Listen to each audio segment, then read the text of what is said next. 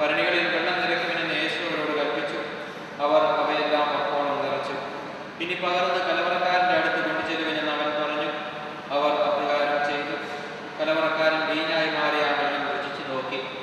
അതെവിടെ നിന്നാണ് വന്നതെന്ന് അവൻ അറിഞ്ഞില്ല.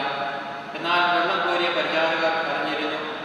അവൻ മണവാളിനെ വിളിച്ചു പറഞ്ഞു, എല്ലാവരും മേൽത്തരം വീഞ്ഞ് ആദ്യം വിളമ്പുന്നു, അതിഥികൾക്ക് ലഹരി പിടിച്ചു കഴിയുമ്പോൾ കാണുന്നു തരുക. എന്നാൽ നീ നല്ല വീഞ്ഞ് ഇതുവരെയും സൂക്ഷിച്ചു വെച്ചുവല്ലോ. യേശു തന്റെ മഹത്വം വെളിപ്പെടുത്തുന്നതിന് പ്രവർത്തിച്ച അടയാളങ്ങളുടെ ആരംഭമാണ് ഗലീലയിലെ കാനായിൽ ചെയ്ത അത്ഭുതം. അവന്റെ ശിഷ്യന്മാർ അവനിൽ വിശ്വസിച്ചു. ഉൽപ്പത്തിയുടെ പുസ്തകത്തിൽ വിവാഹം എന്ന ദൈവവിളിയെക്കുറിച്ച് വളരെ വ്യക്തമായി പ്രസ്താവിക്കുന്നുണ്ട്. ദൈവം തന്റെ സൃഷ്ടികർമ്മത്തിന് ശേഷം എല്ലാം നല്ലതാണെന്ന് നോക്കിക്കാണുകയാണ്. എന്നാൽ മനുഷ്യന്റെ അടുത്തെത്തിയ ദൈവം പറയുകയാണ്, ഇവൻ ഏകനായിരിക്കുന്നത് നന്നല്ല. അതിനാൽ ദൈവം അവന് ഒരു ഇണയെ സൃഷ്ടിച്ചു കൊടുക്കുകയാണ്. അങ്ങനെ ആദ്യത്തെ ആ ദമ്പതികളെ ഒരുക്കുന്നത് തീർച്ചയായിട്ടും ദൈവം തന്നെയാണ് എന്ന് ഗ്രന്ഥം സാക്ഷ്യപ്പെടുത്തുന്നത്. ഇന്ന് റോബിയെയും ലിനുവിനെയും ഒരുക്കുന്നത് ഈ ദൈവം തന്നെയാണ്. അവർ അവരുടെ ജീവിതത്തിൽ ഒന്നിച്ചാവുവാൻ, ഒരു കുടുംബമായി ജീവിക്കുവാനായിട്ട് ഇന്ന് ഒരുക്കുന്നത് ഈ ദൈവമാണ്. തന്റെ സൃഷ്ടികർമ്മത്തിൽ പങ്കാളികളാക്കുവാനും അതുപോലെ തന്നെ പിതാവും പുത്രനും പരിശുദ്ധാത്മാവും ഒന്നായിരിക്കുന്നത് പോലെ പരസ്പരം സ്നേഹിച്ച് ജീവിക്കുവാനുമായിട്ടുള്ള ഒരു വിളിയാണ് ഇന്നിവർ സ്വീകരിക്കാൻ പോകുന്നത്. നമ്മൾ വിശുദ്ധ ഗ്രന്ഥത്തിൽ നിന്ന് വായിക്കുമ്പോൾ അതിൽ ഒരു കുടുംബത്തിന്റെ സ്ഥാനം എന്താണെന്ന് നമുക്ക് മനസ്സിലാക്കുവാനായിട്ട് സാധിക്കും. ദൈവം ഒരു കുടുംബത്തിന് അതിൻ്റെതായ ഭയങ്കര പ്രധാനപ്പെട്ട ഒരു സ്ഥാനം തിരുസഭയിൽ സമൂഹത്തിന് നൽകുന്നതായിട്ട് പഴയ നിയമത്തിൽ വായിക്കുന്നു. നോഹയുടെ പ്രളയത്തിന്റെ കാലത്ത് നോഹയുടെ കുടുംബത്തെ മാത്രമാണ് ദൈവം രക്ഷിക്കുന്നത്. അതുപോലെ തന്നെ കുടുംബത്തിലേക്ക് വരുമ്പോൾ യേശുനാഥൻ ജനിക്കുന്നതും ഒരു കുടുംബത്തിലാണ്, അല്ലെങ്കിൽ കുടുംബത്തിന്റെ പശ്ചാത്തലത്തിലാണ്. അതുപോലെ തന്നെ നമ്മൾ വായിച്ചു കേട്ട ആദ്യത്തെ അത്ഭുതം പ്രവർത്തിക്കുന്നതും ഒരു കുടുംബ പശ്ചാത്തലത്തിലാണ്. തുടർന്ന് നമ്മൾ വായിക്കുവാണെങ്കിൽ ഒരു കുടുംബത്തിന്റെ വേദനകളിലേക്കും കരുങ്ങളിലേക്കും എല്ലാം യേശുനാഥൻ പലപ്പോഴായി ഇറങ്ങി വരുന്നതായി നമ്മൾ കാണുന്നു. വിവാഹം ഒരു കുദാശയാണെന്ന് പറയുമ്പോൾ ഇതിന് പ്രധാനപ്പെട്ട കുറച്ച് തലങ്ങളുണ്ട്. വിവാഹം പ്രധാനമായും സ്നേഹത്തിന്റെ ഒരു കുദാശയാണ്.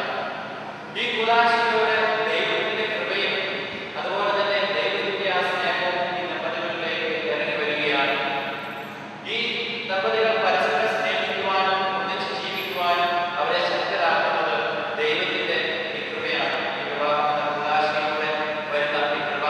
അപ്പോൾ അതിനനുസരിച്ച് ഒരു പ്രതികരണം നടത്തുവാനായിട്ട് ഈ ദമ്പതികൾക്ക് കടമയുണ്ട്. അതുപോലെ തന്നെ വിവാഹം എന്നത് ഒരു കണ്ടുമുട്ടലിന്റെ കുദാശയായിട്ട് നമുക്ക് കരുതാം. ഇന്നിവർ പരസ്പരം കണ്ടുമുട്ടുകയാണ്. ഇനിയവർ ഒരുമിച്ച് ഒരു കുടുംബം എന്ന നിലയിൽ ദൈവത്തെ കണ്ടുമുട്ടുവാനായിട്ട് പരിശ്രമിക്കേണ്ടവരാണ്. ഇവരുടെ കുടുംബ പ്രാർത്ഥനയും ഇവരുടെ ദിവസത്തോടുള്ള കുദാശയാണ് വിവാഹം. ഒരു യഥാർത്ഥ സ്നേഹത്തിന്റെ ചിത്രം നമുക്ക് ലഭിക്കുന്നുണ്ട്. എന്താണ് യഥാർത്ഥ സ്നേഹം എന്ന് പറയുന്നത്? തോബിയാസിന്റെ പുസ്തകത്തിൽ 8-ാമത്തെ വായിക്കുന്നു. തോബിയാസിന്റെ വിവാഹത്തിന് ശേഷം തോബിയാസ് ആ രാത്രിയിൽ പ്രാർത്ഥിക്കുകയാണ് ദൈവത്തിനോട്. പരസ്പര സ്നേഹത്തിൽ കഴിയുവാനും ആ സ്നേഹം അതിന്റെ പൂർണ്ണതയിലെത്തുവാനും തീർച്ചയായിട്ടും നിങ്ങൾ പരസ്പരം പ്രാർത്ഥിക്കേണ്ടിയിരിക്കുന്നു. അതുപോലെ തന്നെ എന്നെ എത്രമാത്രം സ്നേഹിക്കുന്നു, എനിക്ക് എത്രമാത്രം കിട്ടി എന്നതിന് പകരം ഞാൻ എത്രമാത്രം കൊടുക്കുന്നു, എനിക്ക് എത്രമാത്രം സ്നേഹിക്കാൻ കഴിയും എന്നായിരിക്കണം നിങ്ങളുടെ ചിന്ത. അങ്ങനെയാണെങ്കിൽ തീർച്ചയായിട്ടും നിങ്ങളുടെ ജീവിതത്തിൽ യാതൊരു പരാതികളും യാതൊരു കുറവുകളും ഉണ്ടായിരിക്കുകയില്ല. നിങ്ങളുടെ വിവാഹ ജീവിതം തീർത്തും വിജയകരമായിരിക്കുന്നതിൽ യാതൊരു സംശയവുമില്ല. പ്രിയപ്പെട്ടവരെ, പ്രിയപ്പെട്ട ദമ്പതികളെ, ഇന്ന് നിങ്ങൾ ഒരു കുടുംബജീവിതം ആരംഭിക്കുന്ന ദിവസമാണ്.